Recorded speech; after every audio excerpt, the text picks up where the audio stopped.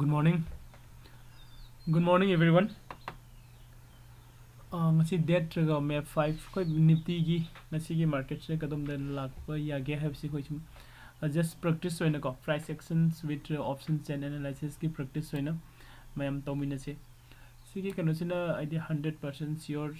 Nifty 50 se mathak lakani makha da lakani natra gap down hoigani gap up open togani have somebody thoi ko leite just education and purpose da koi mayam jeng na se ko first Nifty 50 se mamang da koina nay na gibe gibe tungina ko khone nay na reise kaino Nifty 50 se asidagi numit khani gi mamang da khone yengi beda ngasai gi khogi sida magi kana se khogi high sidagi sum handara khibagi ama khoi mamang da nay na gare nata sigi high se higher low lakpagi ko makharom da na sida lower low ko lower sidagi lower low lakre aduga mamang da khoina nainagi ba masu ko magi video singa lairangani sida tara ibasina kaigumba sigi zone se thugaira ga kumgraga di sigi zone se niba pangani hairasina ra sigi zone sidagi ma bounce back sakhiba yai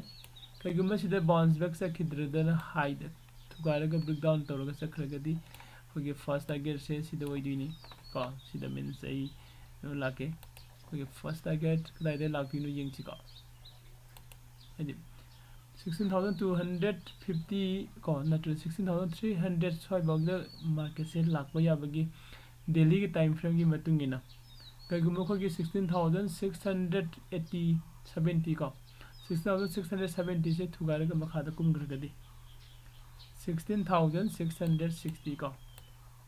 aya pet sum I thonge 16,000 ya kya ho gaya 16,000 ko yano 600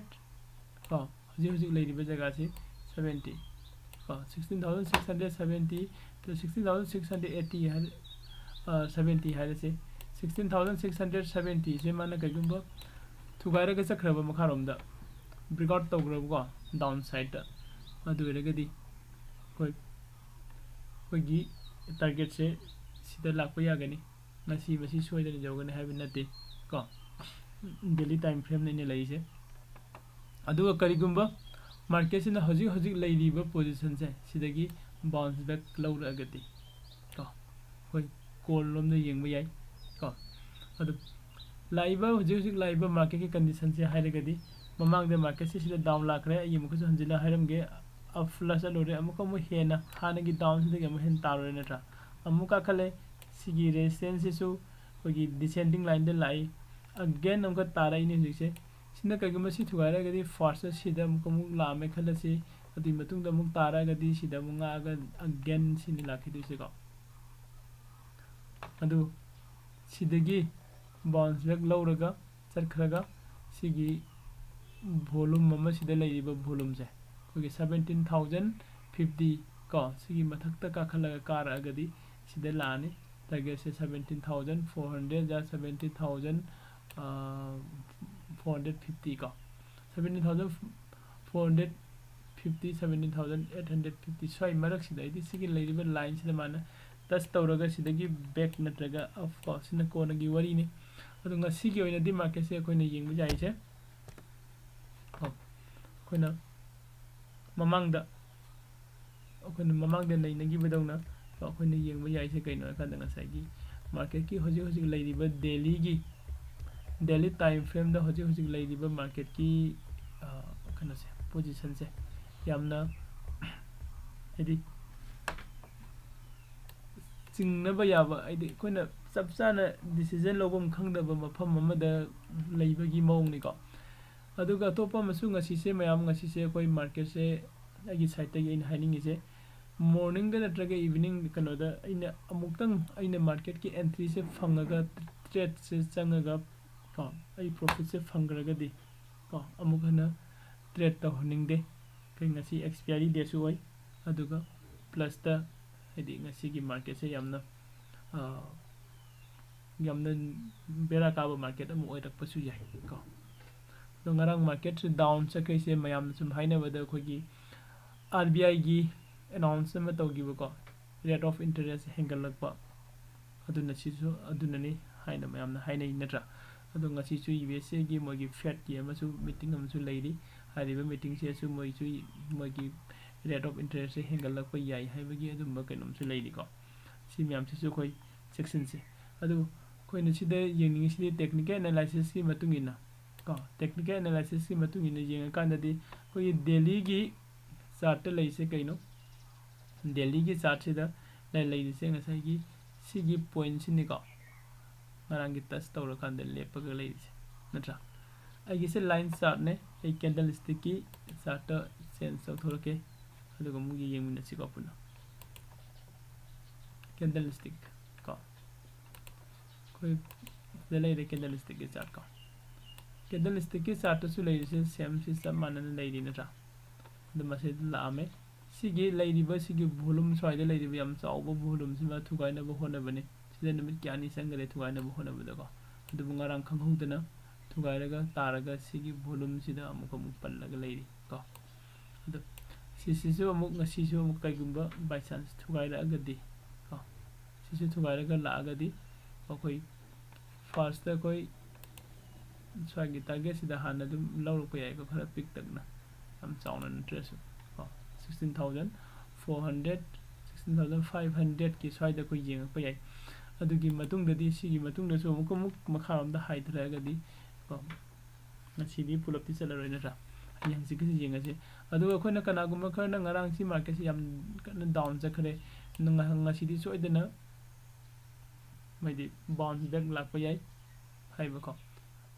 sumba concept se leiraga sum adu thadok piu haibi means market na open tawra ba matung da khoi punna jengmina se ko ai gi mod oina di ngasi se market se kitang nungai taba numit oi ba su yai de atopa man ngasi expiry day ne expiry day ni na ko gi call ko CE gi side se yamna hoji se price se magi premium se hongna leirangani mayamna jeng pa yai se ngasi se CE da sangsil laga ahong bu se leiraga 0 to hero try tawge hana mayam ma ju khanaram su yai ko adugo hariba mayam se koi market open tawra kanda jeng se adugo ai time frame change tawge 5 minutes ta ko intraday gi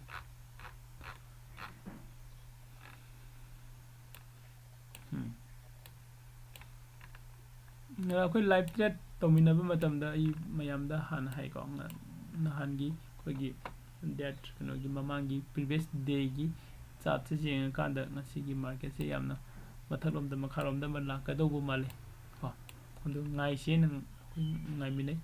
do ngai minai ko matam sida ko ne lai se kadai da no first market se sida tare ko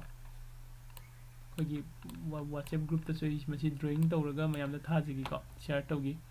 aina sida jeng gi se kaino sida market se down la ka sida flag macha ko form tawre ko sigi flag se kaigumba ai flag sidagi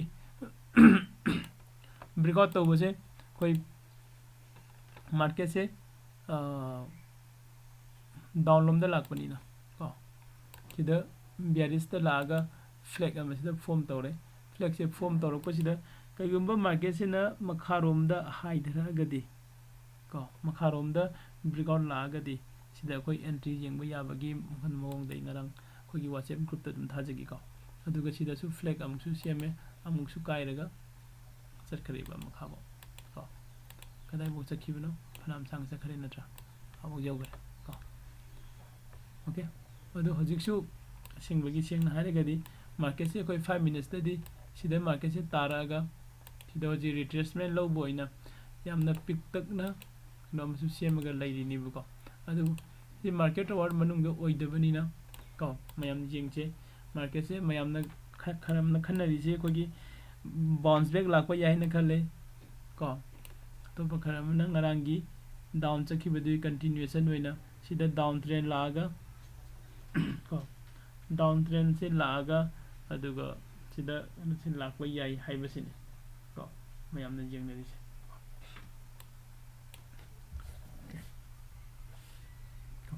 adu market se sida down trend lakpa yabagi khudong chaba su lei ko adu ngasi hoji open tawra kana jinga che adu atopam na koi hariba mayam se laagadi kadai mo lakpa ko ai di ꯃꯊꯛꯂꯣꯝꯗ ꯀꯥꯔꯒꯗꯤ ꯀꯗꯥꯏꯕꯨ ꯀꯥꯕ ꯌꯥꯕ ꯃꯈꯥꯔꯣꯝꯗ ꯀꯨꯝꯕꯒꯅ ꯀꯗꯥꯏꯕꯨ ꯀꯨꯝꯕ ꯌꯥꯕ ꯁꯤ ꯑꯩꯈꯣꯏ option ꯆꯦꯟꯗꯁꯨ ꯍꯥꯏꯐꯦꯠ ꯑꯩꯈꯣꯏ ꯄꯨꯟꯅ ꯌꯦꯡꯃꯤꯟꯅꯁꯤꯀꯣ option ꯆꯦꯟꯗ ꯑꯩꯈꯣꯏ ꯌꯦꯡꯁꯤ ꯑꯣꯞꯁꯟ ꯆꯦꯟꯗ ꯂꯩꯔꯤꯁꯦ ꯀꯗꯥꯏꯗꯅꯣ ꯐꯥꯔꯁ ꯋꯥꯟꯗ ꯍꯧꯖꯤꯛ ꯂꯩꯔꯤꯁꯦ 16,700ꯀꯤ ꯀꯣ ꯅꯤꯐꯇꯤ 50ꯒꯤ ꯍꯧꯖꯤꯛ ꯂꯩꯔꯤꯕ ꯄꯣꯏꯟꯠꯁꯤꯗꯒꯤ 16,700 ꯀꯣ ꯁꯤꯗ ꯁꯤꯒꯤꯗꯅꯤ ꯍꯧꯖꯤꯛ ꯂꯩꯔꯤꯁꯦ ꯁꯤꯒꯤ ꯃꯈꯥꯔꯣꯝꯗ ꯍꯥꯏꯗ꯭ꯔꯀꯥꯟꯗ ꯁꯞꯄꯣꯔꯠ ꯀꯣ ꯁꯞꯄꯣꯔꯠꯁꯤ ꯀꯌꯥꯝ ꯁ꯭ꯇꯔꯣꯡ ꯑꯣꯏꯅ ꯂꯩꯕꯅꯣ ꯌꯦꯡꯁꯤ ꯃꯈꯥꯔꯣꯝꯗ ꯀꯨꯝꯃꯛꯄ ꯃꯇꯝꯗ 16,600ꯇ ꯁꯞꯄꯣꯔꯠ ꯂꯩ ꯀꯣ ꯑꯗꯨꯒ 16,500ꯇ ꯑꯃꯨꯛ ꯁꯞꯄꯣꯔꯠꯁꯦ ꯂꯩ 600ꯀꯤ ꯁꯞꯄꯣꯔꯠꯇꯒꯤ 500ꯀꯤ ꯁꯞꯄꯣꯔꯠꯁꯤꯅ ꯈꯔ ꯍꯦꯟꯅ ꯁ꯭ꯇꯔꯣꯡ ꯑꯣꯏꯕ ꯍꯦꯜꯂꯤ ꯀꯣ ꯀꯩꯒꯨꯝꯕ ꯃꯥꯔꯀꯦꯠꯁꯤꯅ ꯍꯥꯏꯗ꯭ꯔꯒ 16,600ꯁꯦ ꯀꯥꯏꯔꯒ ꯆꯠꯈ꯭ꯔꯒꯗꯤ 16,500ꯁꯤ ꯌꯧꯔꯛꯄ ꯌꯥꯕꯒꯤ ꯆꯥꯟꯁꯦꯁꯁꯤ ꯌꯥꯝ ꯋꯥꯡꯉꯤ ꯀꯣ ꯁꯤꯃ ꯑꯩꯈꯣꯏ ꯌꯦꯡꯃꯤꯟꯅꯁꯦ ꯑꯗꯨꯒ ꯑꯇꯣꯞꯄ ꯑꯃꯅ ꯃꯊꯛꯂꯣꯝꯗ ꯀꯥꯔꯛꯑꯒꯗꯤ 16,800ꯁꯦ ꯃꯥꯅ ꯕ꯭ꯔꯦꯛ ꯑꯥꯎꯠ ꯇꯧꯔꯒ 16,800 ꯁꯤꯗꯒꯤ ꯍꯥꯏꯒꯠꯂꯒ ꯃꯥꯅ ꯃꯊꯛꯂꯣꯝꯗ ꯂꯥꯛꯑꯒꯗꯤ ꯀꯣ 16,900ꯁꯤ ꯌꯧꯔꯛꯄꯒꯤ ꯆꯥꯟꯁꯦꯁ ꯋꯥꯡꯉꯤ ꯀꯣ ꯑꯗꯨꯒ 16,900ꯁꯦ ꯑꯗꯨꯝ ꯁ꯭ꯇꯔꯣꯡ ꯑꯣꯏ ꯀꯣ 16,900 ꯁꯤꯁꯨ ꯑꯃꯨꯛ ꯊꯨꯒꯥꯏꯔꯒ ꯂꯥꯛꯑꯒꯗꯤ 17,000ꯒꯤ ꯇꯥꯔꯒꯦꯠꯇꯅꯤ ꯀꯣ ꯑꯗꯨꯒ 17,000ꯗꯒꯤꯗꯤ ꯍꯦꯟꯅ ꯀꯥꯒꯗꯧꯕ ꯃꯥꯟꯗꯦ ꯀꯣ ꯑꯣꯞꯁꯟ ꯆꯦꯟ ꯑꯦꯅꯥꯂꯥꯏꯁꯤꯁꯀꯤ ꯃꯇꯨꯡ ꯏꯟꯅ ꯀꯣ ꯁꯨꯃꯥꯏꯅ ꯂꯩ ꯑꯗꯨꯒ ꯑꯩꯈꯣꯏ ꯁꯤꯡꯒꯥꯄꯨꯔ ꯅꯤꯐꯇꯤꯗ ꯍꯧꯖꯤꯛ ꯀꯔꯤ ꯀꯟꯗꯤꯁꯟꯗ ꯂꯩꯕꯅꯣ ꯌꯦꯡꯁꯦ ꯁꯤꯡꯒꯥꯄꯨꯔ ꯅꯤꯐꯇꯤꯁꯦ ꯉꯁꯤꯁꯦ ꯀꯩꯗꯧꯒꯦꯕꯗ ꯉꯁꯥꯏ ꯃꯥꯔꯀꯦꯠꯁꯦ ꯑꯣꯄꯟ ꯇꯧꯕ ꯃꯇꯝꯗ ꯅꯦꯒꯦꯇꯤꯞꯇ ꯑꯣꯄꯟ ꯇꯧꯔꯛꯑꯦꯀꯣ ꯍꯧꯖꯤꯛꯁꯨ ꯑꯗꯨꯒꯤ ꯃꯇꯤꯛ ꯃꯥꯏꯅꯁꯇ ꯑꯣꯄꯟ ꯇꯧꯔꯒ ꯂꯩ ꯑꯗꯨ ꯑꯣꯏꯇꯥꯔꯗꯤ ꯑꯩꯈꯣꯏꯒꯤ ꯑꯣꯞꯁꯟ ꯆꯦꯟꯗꯁꯨ ꯀꯩꯅꯣ ꯂꯩꯁꯦ ꯑꯣꯞꯁꯟ ꯆꯦꯟꯗꯁꯨ ꯑꯩꯈꯣꯏꯅ ꯎꯔꯤꯁꯦ ꯉꯁꯥꯏꯒꯤ ꯑꯩꯈꯣꯏꯒꯤ ꯁꯞꯄꯣꯔꯠ ꯂꯣꯝ ꯊꯪꯕ ꯁꯥꯏꯠꯁꯤꯗꯗꯤ ꯀꯣ 16,500ꯇ ꯁ꯭ꯋꯥꯏꯁꯤꯗ ꯁꯞꯄꯣꯔꯠꯁꯦ ꯂꯩꯔꯦ ꯈꯔ ꯆꯥꯎꯅꯀꯣ ꯔꯦजिस्टेंसꯇ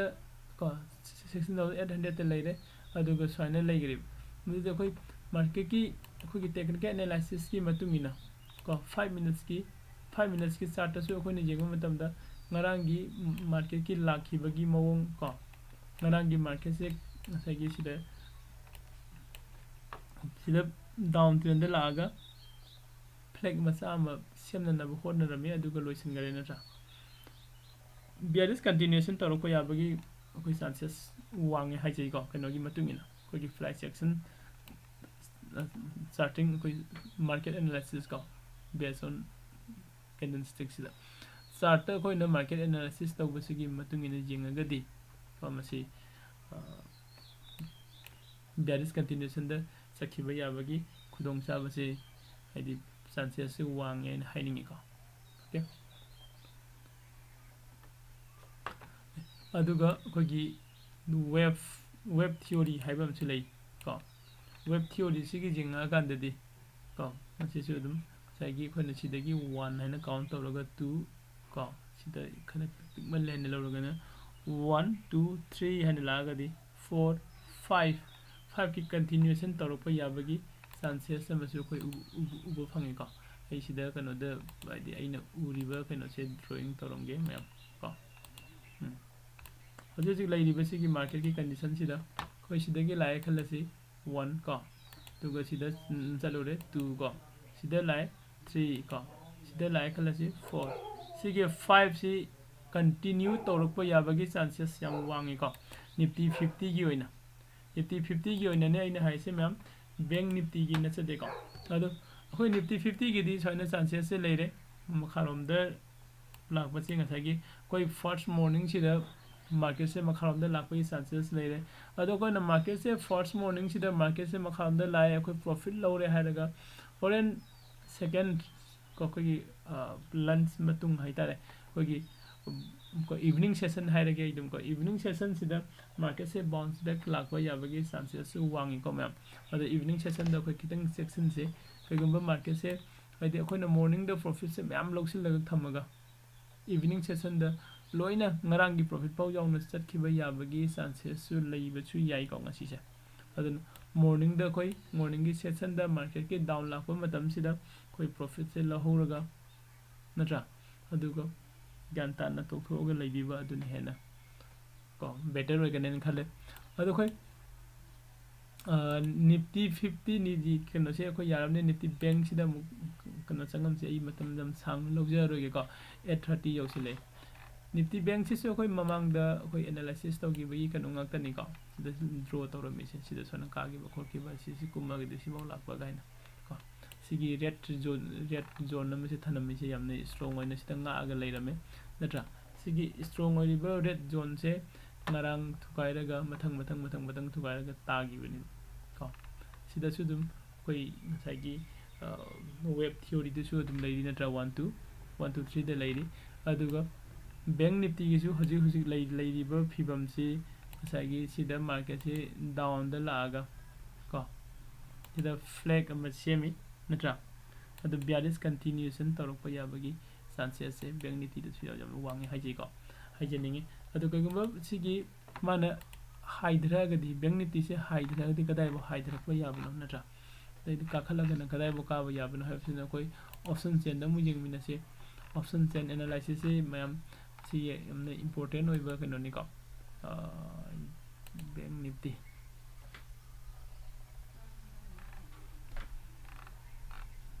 Bank Nifty ki hujik leiriba jaga si koi 35300 swaide lei ko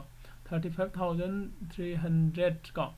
sidagi koi magi kino che support ko aduga koina support jengba matamda put side te jengi ko aduga resistance jengbada kono da kogi call side te jengi call side si da resistance lei se 49000 ko si kadai dano 35500 ta put side te di 63000 lei kadai da 35000 da ko de sida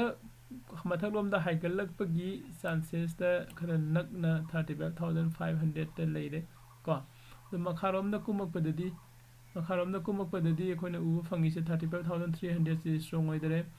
35200 se strong oidre 35100 se strong oidre 35000 da kitang khara yamna leiba haidi market se makharom da lakba yabagi chances tuni ba khon u fangi se ko Bank Nifty da so